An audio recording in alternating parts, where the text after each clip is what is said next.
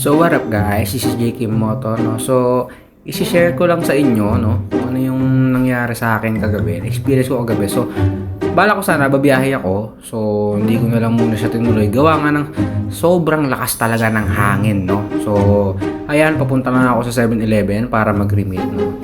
Papakita ko lang sa inyo kung gaano kalakas talagang, ayan, no?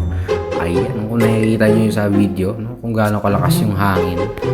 So, ayun, tatry ko lang sana. Ang bala ko dyan, magre-remix sana ako, no? Kung okay, kung kaya ko yung biyahe, edi sige, babiyahe ako. Pero dyan pa lang, Diyos ko, paglabas pala ng subdivision namin, hinahangin na ako dyan. So, ayan, no, kung makikita nyo, no? Walang bumabiyahe, no? Walang bumabiyahe. Makikita nyo yung part dyan, no? Ayan, yung part na yan, no? So, makikita nyo, nahahanginin talaga ako dyan, no? Ayan, lalala. Sige, hala, ipilit mo, Kim. Sige, kapasaway mo, Kim. Alam mo ng bagyo, babiyahe ka pa, no? So, ayan, dire-diretso lang tayo. Punta tayo ng 7-Eleven. So, yung drive ko dyan, no? Gilid-gilid lang.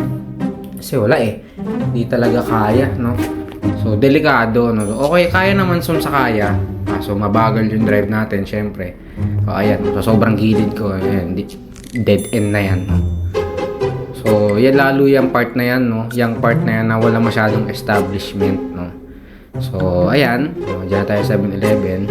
Re-remit muna tayo. So, may nakikita rin naman ako mga nagde-deliver, no? Mga rider din. Mga panda rider din. So, ayan.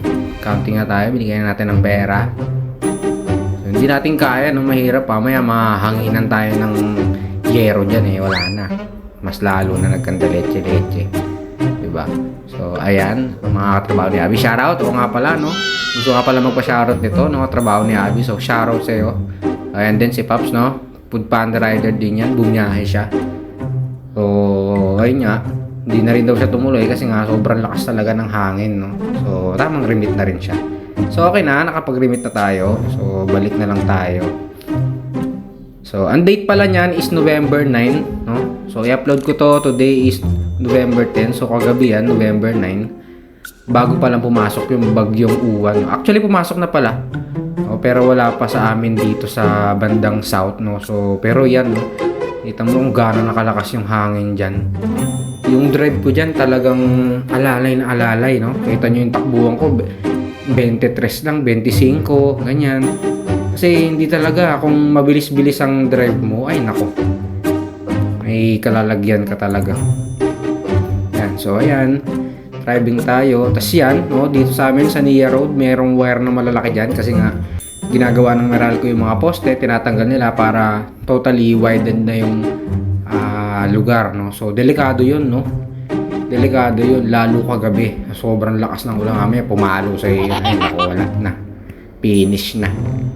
So, ayan, driving na tayo. So, yan naman, papunta naman tayo ng Alapan, no? So, magtatapon tayo ng basura. Dahil, dyan na rin naman tayo. So, hindi tayo pwede magtapon dyan ng basura. Gawa nga na, syempre, kakahiya naman, no? Lakas na nga ng ulan. Tapon ka pa ng basura sa kalye. Yung basura kasi yun, may halong ano yun. May halong kaning baboy, no? Yak!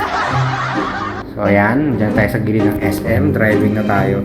Dyan, tinry kong bilisan, no? Ayan, tinry kong bilisan yung takbuhan dyan.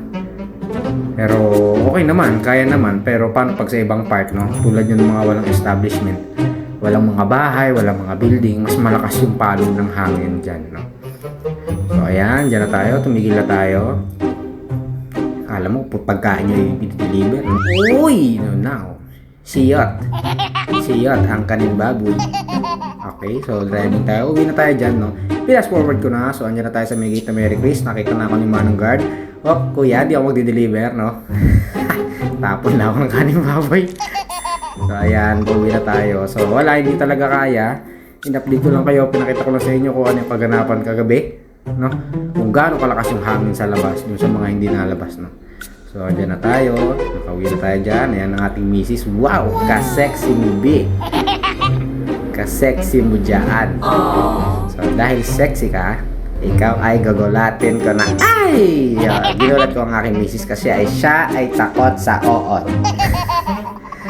Takot siya sa oot, no?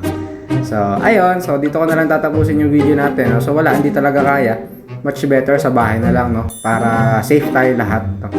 So, kaysa unahin natin yung pera, mamaya madisgrasya naman tayo. So, yun lang. Peace!